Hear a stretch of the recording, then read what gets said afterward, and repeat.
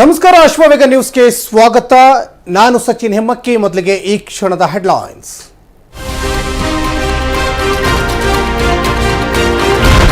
ಹಿಂದೂ ಕಾರ್ಯಕರ್ತ ಸುಹಾಸ್ ಹತ್ಯೆ ಕೇಸ್. ಕೊಲೆಯಾದ ಸುಹಾಸ್ ಶೆಟ್ಟಿ ವಿರುದ್ಧ 5 ಪ್ರಕರಣಗಳಿವೆ. ರೌಡಿ ಶೀಟರ್ನನ್ನ ಬಿಜೆಪಿಯವರು ಹೀರೋ ಮಾಡಿದ್ದಾರೆಂದು ಗೃಹ ಸಚಿವ ಪರಮೇಶ್ವರ್ ಕಿಡಿ. ಸುಹಾಸ್ ಶೆಟ್ಟಿ ಮರ್ಡರ್ ಪ್ರಕರಣಕ್ಕೆ ಮೇಜರ್ ಟ್ವಿಸ್ಟ್. ಹತ್ಯೆಗಾಗಿ ಫಾಜಿಲ್ ಸಹೋದರನಿಂದ ಸುಪಾರಿ. ಅಬ್ದುಲ್, ಸಫ್ವಾನ್ ಅಂಡ್ ಗ್ಯಾಂಗ್ಗೆ 5 ಲಕ್ಷ ನೀಡಿದ್ದ ಆದಿಲ್ ಲಾಕ್.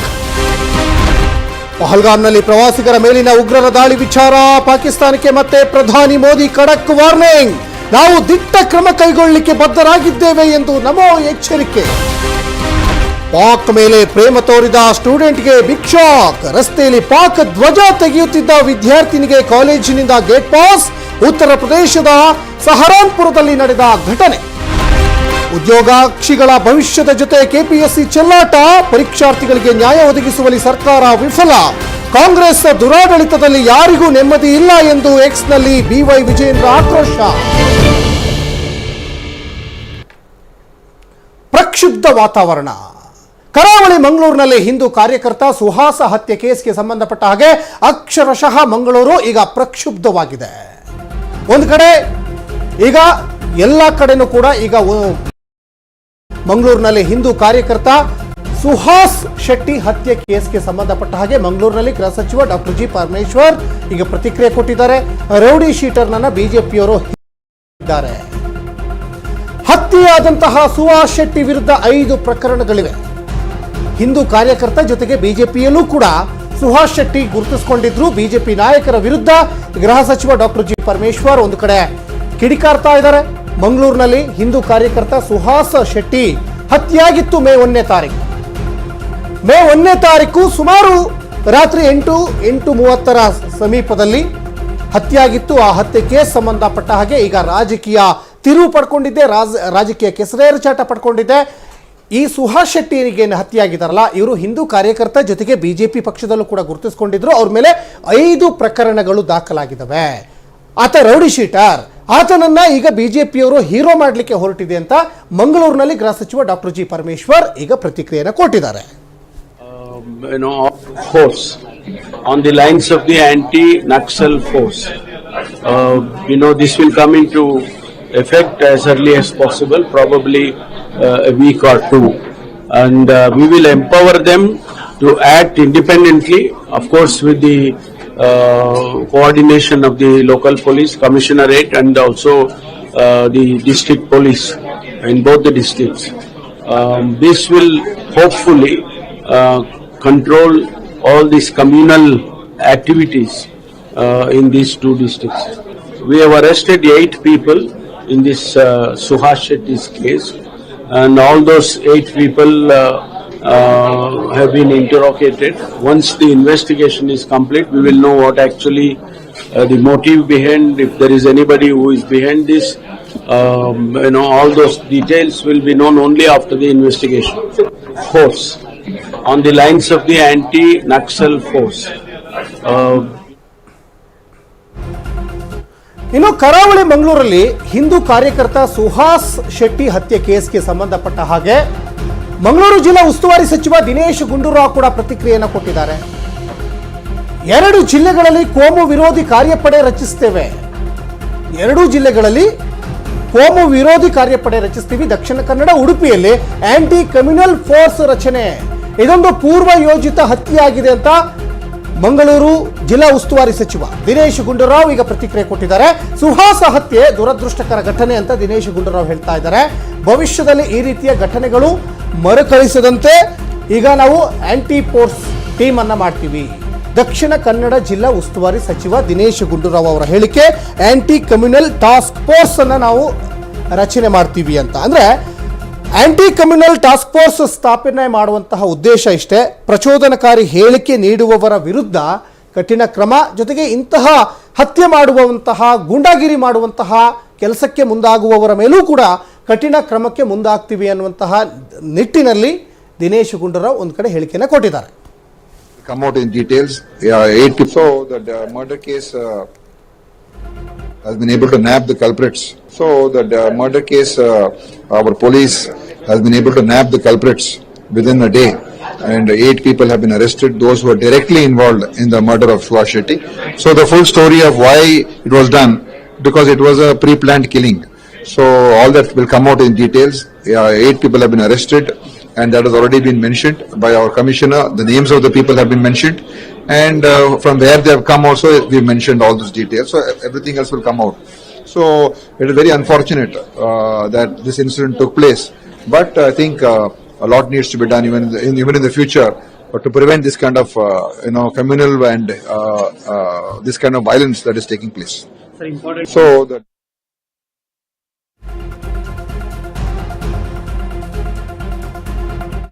ಹತ್ಯೆ ಕೇಸ್ಗೆ ಸಂಬಂಧಪಟ್ಟ ಹಾಗೆ ಪ್ರಕ್ಷುಬ್ಧ ವಾತಾವರಣ ಮಂಗಳೂರಿನಲ್ಲಿ ನಿರ್ಮಾಣ ಆಗಿದೆ. ಮತ್ತೊಂದು ಕಡೆ ಬೆಂಗಳೂರಿನಲ್ಲಿ ಮಾಜಿ ಸಿಎಂ ಡಿ.ವಿ. ಸದಾನಂದ ಗೌಡರು ಕೂಡ ಈಗ ಹೇಳಿಕೆಯನ್ನು ಕೊಟ್ಟಿದ್ದಾರೆ. ನಮ್ಮ ಕರ್ನಾಟಕ ರಾಜ್ಯದಲ್ಲಿ ಕಾನೂನು ಸುವ್ಯವಸ್ಥೆ ಹಾಳಾಗಿದೆ, ಇಂತಹ ಘಟನೆಗಳಿಗೆ ಬೆಂಬಲ ಕೊಡುವ ರಾಜನೀತಿ ಸರ್ಕಾರದ್ದು. ಇವತ್ತು ಗೃಹ ಸಚಿವರು, ಉಸ್ತುವಾರಿ ಸಚಿವರು ಸಭೆ ಮಾಡಿದ್ದಾರೆ. ಇದು ಡಿ.ವಿ. ಸದಾನಂದ ಗೌಡರ ಹೇಳಿಕೆ.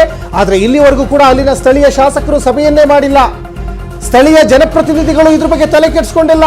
ಸುಹಾಸ್ ಹತ್ಯೆ ಪ್ರಕರಣವನ್ನ ಎನ್ಐಎ ತನಿಖೆಗೆ ವಹಿಸಬೇಕು, ಇದು ಬಿಜೆಪಿಯವರ ಆಗ್ರಹ. ಬೆಂಗಳೂರಿನಲ್ಲಿ ಮಾಜಿ ಸಿಎಂ ಡಿ.ವಿ. ಸದಾನಂದ ಗೌಡರು ಕೂಡ ಅದನ್ನೇ ಹೇಳ್ತಾ ಇದ್ದಾರೆ. ಹಿಂದೂ ಕಾರ್ಯಕರ್ತ ಸುಹಾಸ್ ಶೆಟ್ಟಿ ಹತ್ಯೆ ಕೇಸ್ಗೆ ಸಂಬಂಧಪಟ್ಟ ಹಾಗೆ ಒಂದಿಷ್ಟು ರಾಜಕೀಯ ತಿರುವು ಪಡ್ಕೊಂಡಿದೆ, ರಾಜಕೀಯ ಕೆಸರೇರ ಚಟ ಪಡ್ಕೊಂಡಿದೆ. ಈ ಹಿಂದೆ ಪ್ರವೀಣ್ ನೆಟ್ಟಾರು ಹತ್ಯೆ ಆಗಿತ್ತು, ಅದಕ್ಕೆ ಪ್ರತಿಕಾರವಾಗಿ ಫಾಜಿಲ್ ಹತ್ಯೆ ಆಯ್ತಾ? ಫಾಜಿಲ್ ಹತ್ಯೆಗೆ ಪ್ರತಿಕಾರವಾಗಿ ಮೊನ್ನೆ ಮೇ 1ನೇ ತಾರೀಕು ಸುಹಾಸ್ ಶೆಟ್ಟಿ ಹತ್ಯೆ ಆಯ್ತಾ? ಹಾಗಾದ್ರೆ ಪ್ರತಿಕಾರಕ್ಕೆ ರಕ್ತವೇ ಹರಿಸಬೇಕಾ? ಇದಕ್ಕೆ ಫುಲ್ ಸ್ಟಾಪ್ ಇಲ್ವಾ? ಹಾಗಾದ್ರೆ ಸರ್ಕಾರ ಏನ್ ಮಾಡ್ತಾ ಇದೆ, ಇನ್ನು ಸ್ಥಳೀಯ ಪೊಲೀಸ್ನವರು ಏನ್ ಮಾಡ್ತಾ ಇದ್ರು ಅನ್ನುವಂತಹ ಪ್ರಶ್ನೆ ಇಲ್ಲಿ ಎದುರಾಗ್ತಾ ಇದೆ. ನೋಡಿ, ಆ ದೃಶ್ಯದಲ್ಲಿ ಗಮನಿಸ್ತಾ ಇದ್ರೆ ತುಂಬಾ ಈಸಿಯಲ್ಲಿ, ತುಂಬಾ ಯಾವುದೇ ಭಯ ಇಲ್ಲ ಅವರಿಗೆ. ಸುಮಾರು 8 ಗಂಟೆಯಿಂದ 8:15 ಗಂಟೆ ರಾತ್ರಿ ಆಗಿರುವಂಥ ಘಟನೆ ಇದು. ಎಲ್ಲ ಇದ್ದಾರೆ, ಜನ ಇದ್ದಾರೆ, ಓಡಾಡ್ತಾ ಇದ್ದಾರೆ. ಅಂದರೆ ಪೊಲೀಸ್ ಬಗ್ಗೆ ಆಗಲಿ, ಕಾನೂನು ಬಗ್ಗೆ ಆಗಲಿ ಯಾವುದೇ ಗೌರವ ಇಲ್ದೇನೆ, ಭಯ ಇಲ್ದೇನೆ, ನಿರ್ಭೀತಿಯಿಂದ ಮಾಡಿರುವಂತಹ ಇದು ಪೂರ್ವ ನಿಯೋಜಿತ ಒಂದು ಕುತಂತ್ರ ಅನ್ನೋದು ಇಲ್ಲಿ ಸ್ಪಷ್ಟವಾಗಿ ಗೊತ್ತಾಗ್ತಾ ಇದೆ. ಇದು ಕರಾವಳಿಯಲ್ಲಿ ಎನ್ಐಎ ವಿಶೇಷ ಬ್ರಾಂಚ್ ಓಪನ್ ಮಾಡಬೇಕು. ಪ್ರವೀಣ್ ನೆಟ್ಟಾರು ಹತ್ಯೆ ಆದಾಗಲೂ ಇದನ್ನೇ ಹೇಳ್ತಾ ಇದ್ರು, ಆದರೆ ಆಗಿರಲಿಲ್ಲ ಬ್ರಾಂಚ್. ಕೊಲೆಯಾದ ಸುಹಾಸ್ ಶೆಟ್ಟಿ ಬೇರೆ ಕೇಸ್ನಲ್ಲಿ ಭಾಗಿಯಾಗಿದ್ದ. ಸುಹಾಸ್ ಶೆಟ್ಟಿ ಜೈಲಿನಿಂದ ಹೊರಬಂದ ಮೇಲೆ ಬೆದರಿಕೆ ಇತ್ತು. ಇನ್ನು ಪೊಲೀಸ್ನವರು ಸುಹಾಸ್ ಶೆಟ್ಟಿಗೆ ರಕ್ಷಣೆ ನೀಡುವ ಕೆಲಸ ಮಾಡಲಿಲ್ಲ. ಆತ ರೌಡಿ ಶೀಟರ್ ಅಂತ ಆತನಿಗೆ ಧಮಕಿ ಹಾಕುವಂತ ಕೆಲಸಕ್ಕೆ ಮುಂದಾದ್ರ. ಮುಸ್ಲಿಮರಿಗೆ ಇಲ್ಲಿ ಬೇಜಾರಾಗಬಾರ್ದು ಅಂತ ಒಂದು ಕಡೆ ಅಲ್ಲಿ ಸುಹಾಸ್ ಶೆಟ್ಟಿ ವಿರುದ್ಧವಾಗಿ ನಡ್ಕೊಂಡ್ರ ಪೊಲೀಸ್ನವರು. ಕರಾವಳಿಯಲ್ಲಿ ಎನ್ಐಎ ವಿಶೇಷ ಬ್ರಾಂಚ್ ಓಪನ್ ಮಾಡಬೇಕು. ಕೊಲೆಯಾದ ಸುಹಾಸ್ ಶೆಟ್ಟಿ ಬೇರೆ ಕೇಸ್ನಲ್ಲಿ ಭಾಗಿಯಾಗಿದ್ದ, ಬೇರೆ ಯಾವುದೇ ಕೇಸಲ್ಲಿ ಭಾಗಿಯಾಗಿರಲಿ, ಆದರೆ ಸ್ಥಳೀಯ ಪೊಲೀಸ್ನವರು ಏನು ಕೆಲಸ, ಅವ್ರ ಕರ್ತವ್ಯ ಏನು, ಅದನ್ನು ಮಾಡಬೇಕಲ್ಲ ಅವರು. ಸುಹಾಸ್ ಶೆಟ್ಟಿ ಜೈಲಿನಿಂದ ಹೊರಬಂದ ಮೇಲೆ ಬೆದರಿಕೆ ಇತ್ತು. ಪೊಲೀಸ್ನವರು ಸುಹಾಸ್ ಶೆಟ್ಟಿಗೆ ರಕ್ಷಣೆ ನೀಡುವ ಕೆಲಸ ಮಾಡಲಿಲ್ಲ. ಆದರೆ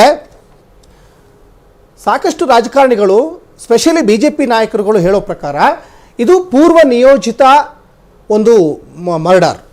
ಜೊತೆಗೆ ಮುಸ್ಲಿಮರಿಗೆ ಬೇಜಾರಾಗಬಾರ್ದಂತ ಪೊಲೀಸ್ನವರು ವರ್ತನೆ ಮಾಡ್ಕೊಂಡ್ರ. ನೋಡಿ, ಆ ದೃಶ್ಯಗಳಲ್ಲಿ ಗಮನಿಸ್ತಾ ಇದ್ದೀರಾ, ಎಲ್ಲ ಓಡಾಡ್ತಾ ಇದ್ದಾರೆ. ಸುಮಾರು 8 ಗಂಟೆ 8:15 ಗಂಟೆ ಅಂದರೆ ಅದೇನು ಯಾರು ಕೂಡ ಮಲ್ಕೊಂಡಿರಲಿಲ್ಲ ಆ ಸಮಯದಲ್ಲಿ. ಮತ್ತು ಇಲ್ಲಿ ಹೊರಗಿನವರೂ ಇದ್ದಾರೆ, ಒಳಗಿನವರ ಸಹಕಾರ ಕೂಡ ಇದೆ. ಇಬ್ಬರು ಮಹಿಳೆಯರ ಸಪೋರ್ಟ್ ಕೊಟ್ಟಿದ್ದಾರೆ, ಬೂರ್ಖಾಧಾರಿಗಳ ಮಹಿಳೆಯರು ಅನ್ನೋದು ಇಲ್ಲಿ ಗೊತ್ತಾಗ್ತಾ ಇದೆ. ಜೊತೆಗೆ ಅವರ ಸಂಬಂಧಿಕರೊಬ್ಬರು ಕೂಡ ಮಾತಾಡ್ತಾ ಇದ್ರು, ಸುಹಾಸ್ ಶೆಟ್ಟಿ ಸಂಬಂಧಿಕರು. ಇಲ್ಲಿ ಹಿಂದೂಗಳನ್ನು ಬಳಸ್ಕೊಂಡಿದ್ದಾರೆ, ಆದರೆ ಹಿಂದೂಗಳಿಗೂ ಸುಹಾಸ್ ಶೆಟ್ಟಿ ಕೇಸ್ಗೂ ಸಂಬಂಧ ಇಲ್ಲ ಅಂತ ಒಂದು ಕಡೆ ಹೇಳ್ತಾ ಇದ್ದಾರೆ, ಅದು ಬೇರೆ. ಆದರೆ ಪೊಲೀಸ್ನವರು ಒಂದು ಕಡೆ ತನಿಖೆ ಮಾಡ್ತಾ ಇದ್ದಾರೆ. ಇದರಲ್ಲಿ ಒಟ್ಟು 8 ಜನ ಆರೋಪಿಗಳಲ್ಲಿ ರಂಜಿತ್ ಮತ್ತು ನಾಗರಾಜ್ ಇಬ್ಬರು ಕೂಡ ಹಿಂದೂಗಳಿದ್ದಾರೆ.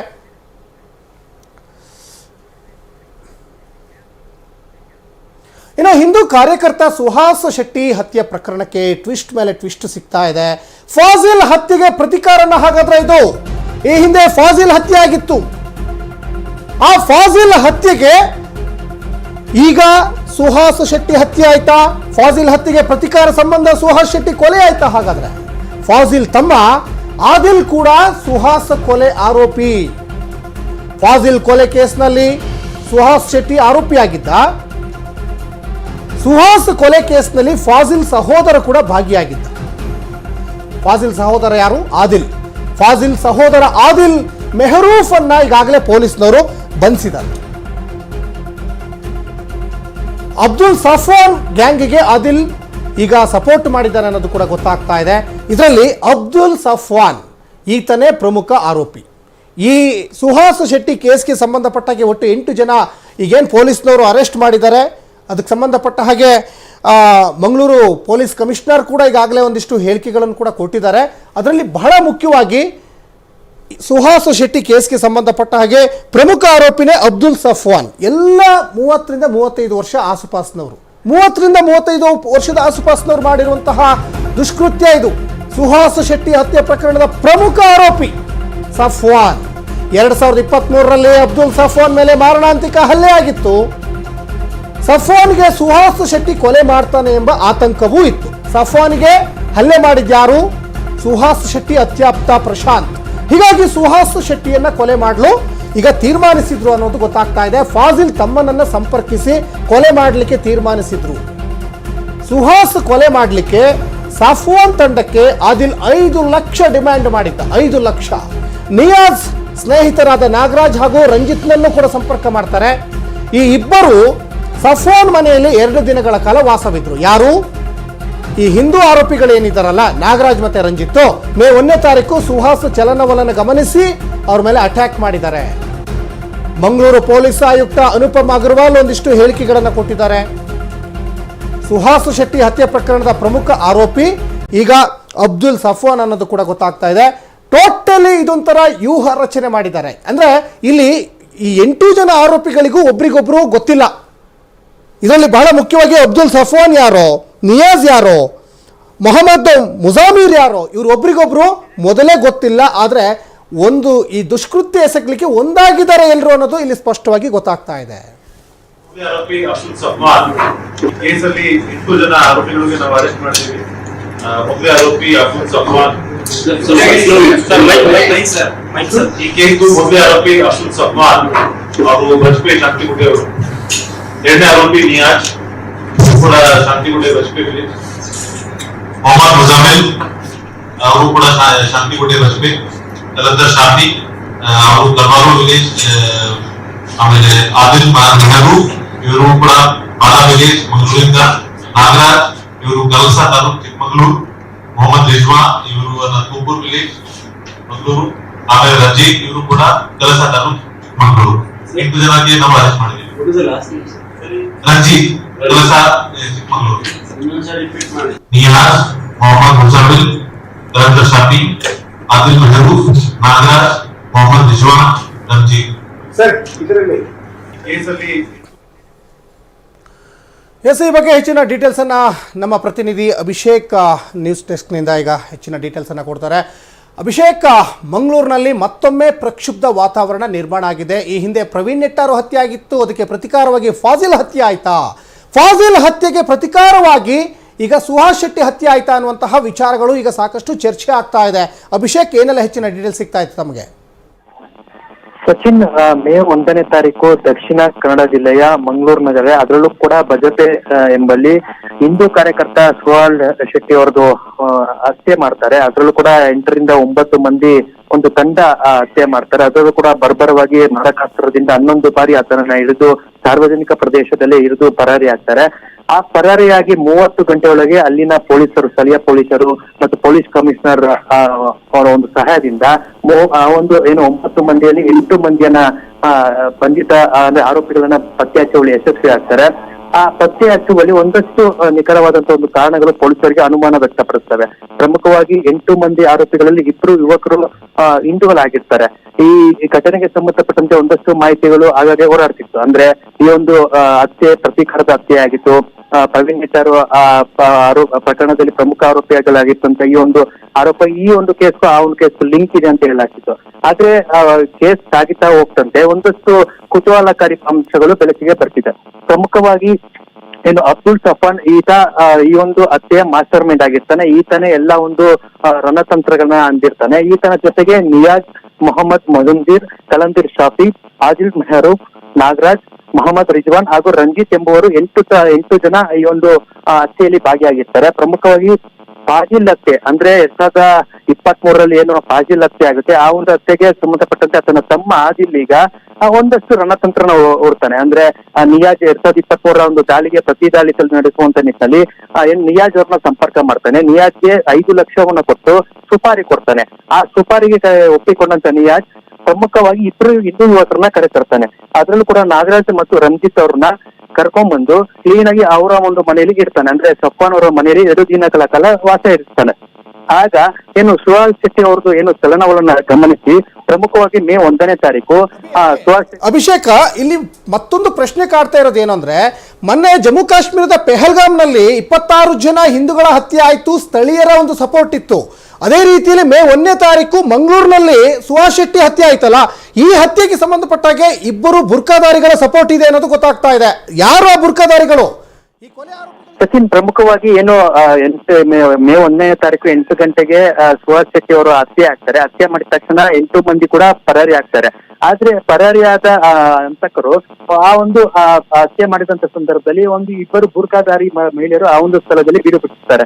ಆ ಒಂದು ಬೀಡು ಬಿಟ್ಟಿರುವಂತ ಒಂದು ವಿಡಿಯೋ ಸೋಷಲ್ ಅಲ್ಲಿನ ಒಂದು CCTV ಮತ್ತು ಮೊಬೈಲ್ ಚಿತ್ರೀಕರಣದಲ್ಲಿ ಸೆರೆ ಆಗಿರುತ್ತೆ. ಹೀಗಾಗಿ ತನಿಖೆಯನ್ನ ಪ್ರಾರಂಭಿಸಿದಂತ ಪೊಲೀಸರು ಪ್ರಾರಂಭದಲ್ಲಿ ಅನುಮಾನ ವ್ಯಕ್ತಪಡಿಸ್ತಾರೆ, ಯಾರು ಆ ಮಹಿಳೆಯರು ಯಾರಾಗಿರ್ಬೋದು ಅಂತ. ಆದ್ರೆ ಒಂದಷ್ಟು ಮಾಹಿತಿಗಳ ಪ್ರಕಾರ ಈ ಇಬ್ಬರು ಮಹಿಳೆಯರು ನಿಯಾಜ್ ಎಂಬ ಆರೋಪಿಯ ಸಂಬಂಧಿಕರಾಗಿರ್ತಾರೆ. ಈ ಒಂದು ಹತ್ಯೆ ಮಾಡುವಂತ ಒಂದು ಕೆಲಸ ಕಾರ್ಯದಲ್ಲಿ ಆತನಿಗೆ ಸಹಾಯ ಮಾಡ್ತಿರ್ತಾರೆ ಎಂಬ ಒಂದು ಮಾಹಿತಿ ಲಭ್ಯ ಆಗ್ತಿದೆ. ಆದ್ರೆ ಹೆಚ್ಚು ಮಂದಿ ಆರೋಪಿಗಳನ್ನ ಬಂಧಿತ ಮಾಡಿರುವಂತ ಪೊಲೀಸರು ತನಿಖೆ ಮಾಡ್ತಿದ್ದಾರೆ. ವಿಚಾರಣೆ ಈಗಷ್ಟೇ ಪ್ರಾರಂಭ ಆಗಿದೆ. ಇನ್ನಷ್ಟು ಸತ್ಯಗಳು ಹೊರಬರುವಂತ ಒಂದು ಸಾಧ್ಯತೆಗಳು ಹೆಚ್ಚಿದೆ. ಸಚಿನ್, ಧನ್ಯವಾದ ಅಭಿಷೇಕ್ ತಮ್ಮೆಲ್ಲ ಡೀಟೇಲ್ಸ್ಗಾಗಿ. ಒಟ್ಟಿನಲ್ಲಿ ಸ್ಥಳೀಯರ ಸಪೋರ್ಟ್ನಿಂದ ಹತ್ಯೆ ಆಗಿದೆ ಅನ್ನೋದು ಗೊತ್ತಾಗ್ತಾ ಇದೆ. ಮಂಗಳೂರಿನಲ್ಲಿ ಹಿಂದೂ ಕಾರ್ಯಕರ್ತ ಸುಹಾಸ್ ಶೆಟ್ಟಿ ಹತ್ಯೆ ಕೇಸ್ ಸಾಕಷ್ಟು ಈಗ ಬೇರೆ ಮಜಲನ್ನು ಪಡ್ಕೊಳ್ತಾ ಇದೆ. ಇನ್ನೊಂದು ಕಡೆ ಈಗ ಅತಿ ಸೂಕ್ಷ್ಮ ಪ್ರದೇಶಗಳಲ್ಲಿ ಪೊಲೀಸ್ ಬಿಗಿ ಭದ್ರತೆಯನ್ನು ನಿಯೋಜನೆ ಮಾಡಲಾಗಿದೆ. ಇನ್ನೊಂದು ಕಡೆ ಕೊಟ್ಟಿಗೆಹಾರ ಚೆಕ್ ಪೋಸ್ಟ್ನಲ್ಲಿ ವಾಹನಗಳ ತಪಾಸಣೆ. ಚಿಕ್ಕಮಗಳೂರಿನಿಂದ ಮಂಗಳೂರಿನಿಂದ ಚಿಕ್ಕಮಗಳೂರಿಗೆ ವಾಹನಗಳು ಕೊಟ್ಟಿಗೆಹಾರದ ಮುಖಾಂತರವೇ ಹೋಗಬೇಕು. ಹಾಗಾಗಿ ಅಲ್ಲಿ ಚೆಕ್ ಪೋಸ್ಟ್ ಇದೆ. ಚೆಕ್ ಪೋಸ್ಟ್ನಲ್ಲಿ ಎಲ್ಲ ವಾಹನಗಳ ತಪಾಸಣೆ ಆಗ್ತಾ ಇದೆ. ದಕ್ಷಿಣ ಕನ್ನಡ ಜಿಲ್ಲೆಯಿಂದ ಬರುವ ಪ್ರತಿ ವಾಹನಗಳ ತಪಾಸಣೆ ಆಗ್ತಾ ಇದೆ. ಬಣಕಲ್ ಪೊಲೀಸ್ ಠಾಣೆಯ ಪೊಲೀಸ್ನವರು ಕೂಡ ವಾಹನಗಳ ತಪಾಸಣೆಯನ್ನು ಮಾಡಿ ಬಿಡ್ತಾ ಇದ್ದಾರೆ. ಯಾಕಂದ್ರೆ ಮಂಗಳೂರಿನಲ್ಲಿ ಪ್ರಕ್ಷುಬ್ಧ ವಾತಾವರಣ ನಿರ್ಮಾಣ ಆಗಿದೆ. ಮಂಗಳೂರಿನಲ್ಲಿ ರಕ್ತ ಹರಿಸಿದ್ದಾರೆ ರಕ್ತ ಪಿಪಾಸುಗಳು ಮೇ 1ನೇ ತಾರೀಕು.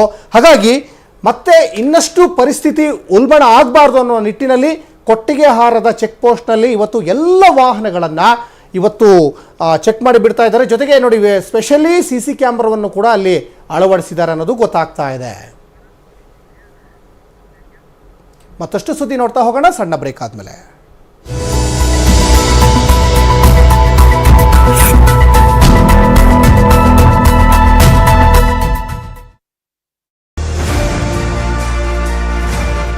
One-stop solution for all electrical services. We undertake all kinds of BESCOM licensing, inspectorate licensing, solar licensing, government electrical projects, AMCs of transformers, DG sets, lifts, HT yard, MEP projects, solar power projects, residential layout poles and UG electrification works, street light, LT and HT electrical works on a turnkey or individual basis. Discover the app that makes life easier. Our office address: first floor, number 26, beside Metro Station, Sandal Soap Factory, suburb, Rajajinagar, Bengaluru, Karnataka, 560055. Our website: hellopower.in. Mail ID: reaches@hellopower.in. Office number: 08023322669. Customer care number: 1800-569-2277.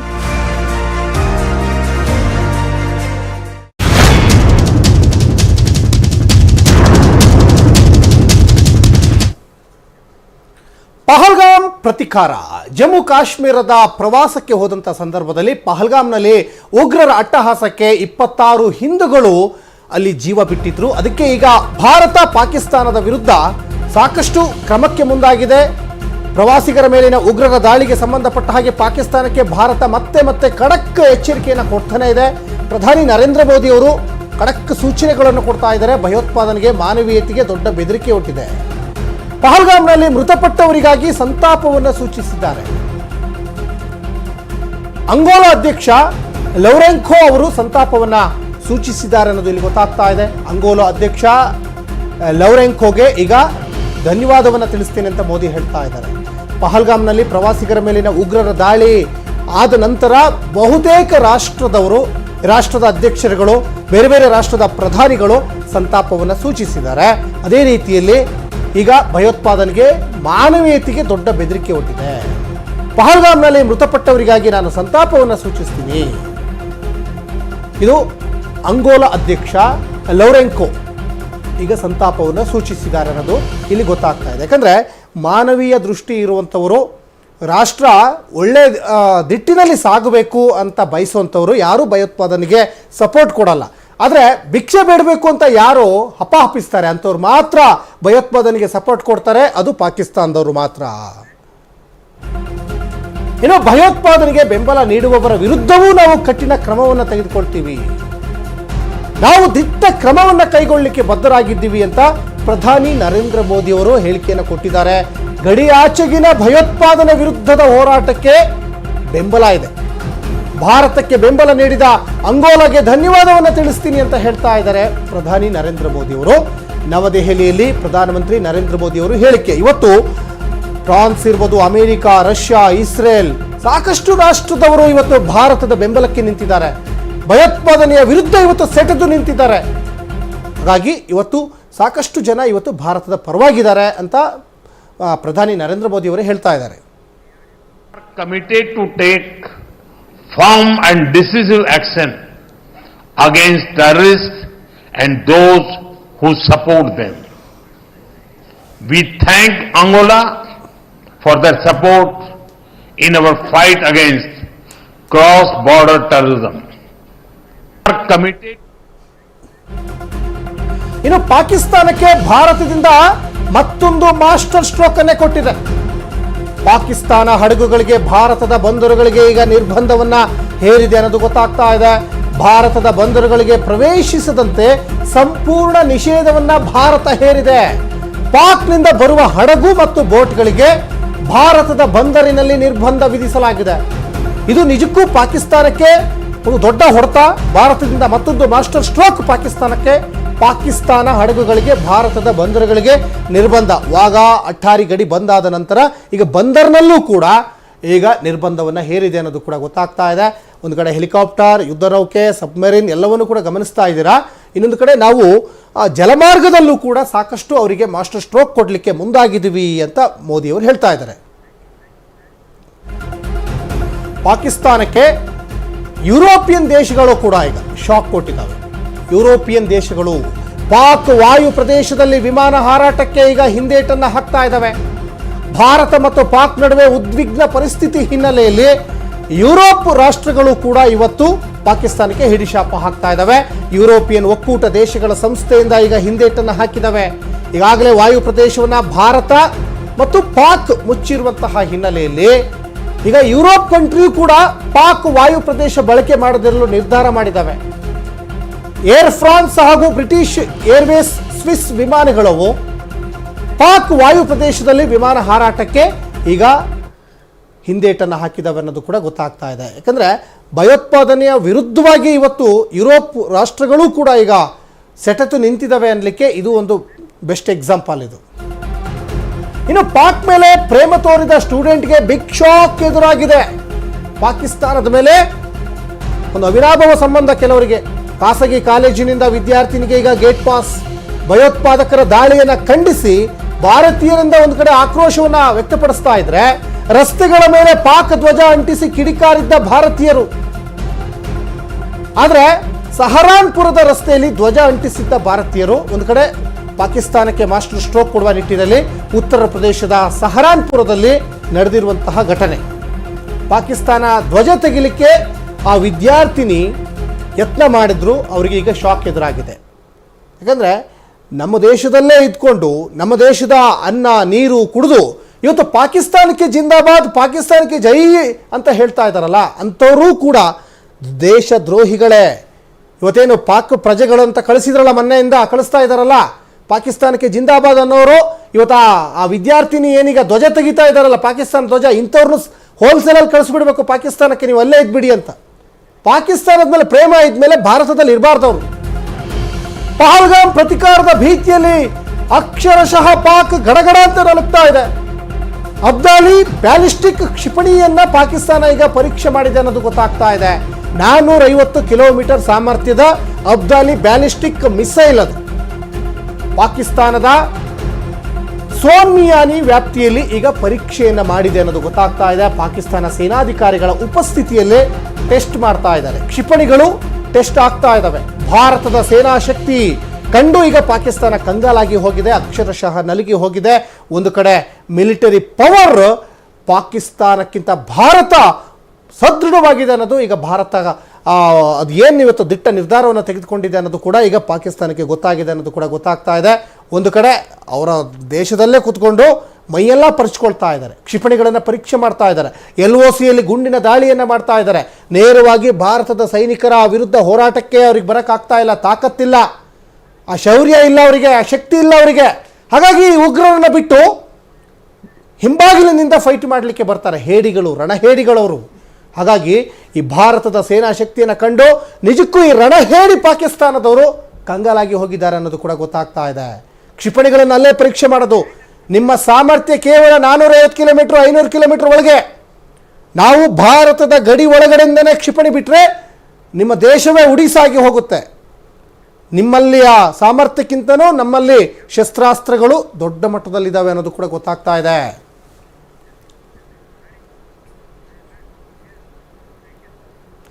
ಇನ್ನು ನಾವು ಯುದ್ಧಕ್ಕೆ ಹೋಗಲಿಕ್ಕೆ ಸಿದ್ಧ ಇದ್ದೀವಿ ಅಂತ ಸಚಿವ ಜಮೀರ್ ಅಹಮದ್ ಹೇಳಿಕೆ ವಿಚಾರಕ್ಕೆ ಸಂಬಂಧಪಟ್ಟ ಹಾಗೆ ಸಚಿವ ಜಮೀರ್ ಹೇಳಿಕೆಗೆ ಮಾಜಿ ಮುಖ್ಯಮಂತ್ರಿ DV ಸದಾನಂದಗೌಡ ಈಗ ತಿರುಗೇಟನ್ನು ಕೊಟ್ಟಿದ್ದಾರೆ. ಒಂದು ಕಡೆ ಸಚಿವ ಜಮೀರ್ ಅಹಮದ್ ಖಾನ್ ನಾವು ಯುದ್ಧಕ್ಕೆ ಹೋಗಲಿಕ್ಕೆ ಸಿದ್ಧ ಅಂತ ಹೇಳ್ತಾ ಇದ್ದಾರೆ. ಸಚಿವ ಜಮೀರ್ ಮಾತು ಯಕ್ಷಗಾನದ ಹಾಸ್ಯದ ರೀತಿಯಷ್ಟೇ. ಇದು ಸದಾನಂದಗೌಡರ ಹೇಳಿಕೆ. ಪಾಕಿಗೆ ಹೋಗಿ ಆತ್ಮಾಹುತಿ ಬಾಂಬ್ ಬ್ಲಾಸ್ಟ್ ಮಾಡೋದು ಬೇಡ, ಇಲ್ಲಿಯೇ ಅವರು ಹಾಕೊಳ್ಳಿ, ಜಗತ್ತಿಗೆ ಒಂದು ಸಂದೇಶ ಹೋಗ್ಲಿ. ಅಂದ್ರೆ ಪಾಕ್ ನಡೆಯನ್ನು ವಿರೋಧಿಸಿ ಬಾಂಬ್ ಹಾಕಿಕೊಂಡ್ರು ಎಂಬ ಸಂದೇಶ ಜಗತ್ತಿಗೆ ರವಾನೆ ಆಗುತ್ತೆ. ಇವರೆಲ್ಲ ಸುಮ್ಮನೆ ಪ್ರಚಾರಕ್ಕೆ ಮಾತಾಡ್ತಾರೆ ಅಷ್ಟೇ ಅಂತ DV ಸದಾನಂದಗೌಡರು ಹೇಳ್ತಾ ಇದ್ದಾರೆ. ಬೆಂಗಳೂರಿನಲ್ಲಿ ಮಾಜಿ CM DV ಸದಾನಂದಗೌಡರು ಹೇಳಿಕೆ. ಇಲ್ಲಿ ಜಮೀರ್ ಅಹಮದ್ ಖಾನ್ ಹೇಳ್ತಾರೆ ನಾವು ಯುದ್ಧಕ್ಕೆ ಹೋಗ್ಲಿಕ್ಕೆ ಸಿದ್ಧ ಅಂತ.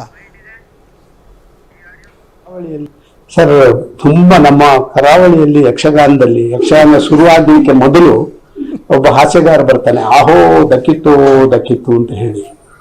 ಪ್ರಾಯಶಃ ಆ ಹಾಸ್ಯಗಾರನಿಗಿಂತ ಕೆಳಮಟ್ಟದಲ್ಲಿರುವಂಥವ್ರು ನಮ್ಮ ಜಮೀರ್ ಅಂತ ನಾನು ಭಾವಿಸ್ತಾ ಇದ್ದೇನೆ. ಅದು ಮನೋರಂಜನೆಗಾಗಿ ಜನರನ್ನು ರಂಜಿಸುವಂಥದ್ದು. ಇದು ಹೇಳಿಕೆಗಳ ಮುಖಾಂತರ ಜನರನ್ನು ರಂಜಿಸುವಂತ ಕೆಲಸ ಕಾರ್ಯಗಳನ್ನ. ನಿಜವಾಗಿ ಅವರು ಪಾಕಿಸ್ತಾನಕ್ಕೆ ಹೋಗಿ ಆತ್ಮಾಹುತಿ ಮಾಡಿಕೊಳ್ಬೇಕಾಗಿಲ್ಲ, ಇಲ್ಲೇ ಅವರ ಕ್ಷೇತ್ರದಲ್ಲೇ ಒಂದು ಬಾಂಬ್ ಕಟ್ಟಿಕೊಂಡು ಆತ್ಮಹತ್ಯೆ ಮಾಡಬಹುದು. ಒಂದು ಸಂದೇಶ ಹೋಗ್ಲಿ ಇಡೀ ಜಗತ್ತಿಗೆ, ನೋಡಿ ಪಾಕಿಸ್ತಾನದ ವಿರುದ್ಧವಾಗಿ ಸ್ವಯಂ ಪ್ರೇರಿತವಾಗಿ ಆತ್ಮಹತ್ಯೆ ಮಾಡಿಕೊಂಡಂತ ಧೀರೋದ್ಧಾರ ಒಬ್ಬ ಅದ್ಭುತ ನಾಯಕ ಜಮೀರ್ ಅಂತ ಹೋಗ್ಲಿ, ಇಲ್ಲೇ ಮಾಡಿಕೊಳ್ಳಿ. ಅವರು ಮಾತಾಡುವುದಕ್ಕೂ ಕೂಡ ಒಂದು ಇತಿಮಿತಿ, ಗೌರವ, ಘನಸ್ಥಿತಿ ಇರಬೇಕು. 2010ರ ಕೃಷ್ಣಾ ಟ್ರಿಬ್ಯುನಲ್ ಆದೇಶವನ್ನ ಗೆಜೆಟ್ ಮಾಡಿಲ್ಲ ಅಂತ ವಿಧಾನಸೌಧದಲ್ಲಿ DCM DK ಶಿವಕುಮಾರ್ ಹೇಳಿಕೆಯನ್ನು ಕೊಟ್ಟಿದ್ದಾರೆ. ಇದು ಕೃಷ್ಣಾ ಟ್ರಿಬ್ಯುನಲ್ ಆದೇಶದ ವಿಚಾರವನ್ನ ಪ್ರಸ್ತಾಪ ಮಾಡಿದ್ದಾರೆ ವಿಧಾನಸೌಧದಲ್ಲಿ DCM DK ಶಿವಕುಮಾರ್. 2010ರ ಕೃಷ್ಣಾ ಟ್ರಿಬ್ಯುನಲ್ ಆದೇಶವನ್ನ ಗೆಜೆಟ್ ಮಾಡಿಲ್ಲ. ನಾನು ಮತ್ತು CM ಕೇಂದ್ರ ಸಚಿವರಿಗೆ ಮಾಹಿತಿಯನ್ನ ನೀಡಿದ್ದೆವು. ಮೇ 7ನೇ ತಾರೀಕು ಕೇಂದ್ರ ಸಚಿವರು ಸಭೆಯನ್ನು ಕರೆದಿದ್ದಾರೆ. ಮೇ 7ನೇ ತಾರೀಕು ಕೇಂದ್ರ ಸಚಿವರು ಸಭೆ ಕರೆದಿದ್ದಾರೆ. ಹೀಗಾಗಿ ನಾವು CM ಜೊತೆಗೆ ಚರ್ಚೆ ಮಾಡಿದ್ದೇವೆ ಅಂತ DKಶಿ ಒಂದು ಕಡೆ ಹೇಳ್ತಾ ಇದ್ದಾರೆ. ನಮ್ಮ ತಂಡ ಯಾವ ನಿರ್ಧಾರ ಮಾಡಬೇಕೆಂಬ ಬಗ್ಗೆನೂ ಕೂಡ ಮೇ 7ನೇ ತಾರೀಕು ಚರ್ಚೆಯನ್ನು ಮಾಡ್ತೀವಿ ಅಂತ DCM DK ಶಿವಕುಮಾರ್ ಹೇಳಿದ್ದಾರೆ. 2010ರಲ್ಲಿ ಕೃಷ್ಣಾ ಟ್ರಿಬ್ಯುನಲ್ ಗೆಜೆಟ್ ಬಗ್ಗೆ ಒಂದು ತೀರ್ಪು ಬಂತು. ಕಾರಣಾಂತರದಿಂದ ಸೆಂಟ್ರಲ್ ಗವರ್ಮೆಂಟ್ ಅದನ್ನ, ಅನೇಕ ಗವರ್ಮೆಂಟ್ಗಳು ಅದನ್ನ ಅವಾರ್ಡ್ ಮಾಡಕ್ ಆಗ್ಲಿಲ್ಲ. ಈ ವಿಚಾರದಲ್ಲಿ ನಮ್ಮ ಕೇಂದ್ರ ಸರ್ಕಾರದ ಮೇಲೆ ಅನೇಕ ಒತ್ತಡಗಳನ್ನು ನಾವೆಲ್ಲ ಹಾಕಿದ್ದೇವೆ. ನಾನು ಮುಖ್ಯಮಂತ್ರಿಗಳು ಹೋಗಿ ಕೇಂದ್ರದ ನೀರಾವರಿ ಮಂತ್ರಿಗಳ ಹತ್ರ ಕೂಡ ಮಾತಾಡಿದ್ದೇವೆ. ಸೋಮಣ್ಣವರು ಕೂಡ ಅವತ್ತು ನಮ್ಮ ಜೊತೆಲಿ ಭಾಗಿಯಾಗಿದ್ದರು. ಸೊ ಅವರು ಇದ್ರ ಬಗ್ಗೆ ಅರ್ಥಕೊಂಡು ನಮ್ಮ ರಾಜ್ಯಕ್ಕೆ ಆಗ್ತಾ ಇರೋಂತ ಅನ್ಯಾಯದ ಬಗ್ಗೆ ಎಲ್ಲ ನಾವೆಲ್ಲ ವಿವರಣೆಯನ್ನ ಕೊಟ್ಟಿದ್ದೇವೆ. ಸೊ ಕರೆದು ನಾನು ಮಾತಾಡ್ತೇನೆ ಅಂತ ಹೇಳಿ ಅವರು ಕೂಡ ಮಾತನ್ನು ಕೊಟ್ಟಿದ್ರು. ಇವಿಷ್ಟು ಇವರಿಗಿನ ಪ್ರಮುಖ ಸುದ್ದಿ. ನೋಡ್ತಾ ಇರಿ ಅಶ್ವವೇಗ ನ್ಯೂಸ್. ಇದು ಸತ್ಯಾನ್ವೇಷಣೆಯ ಓಟ.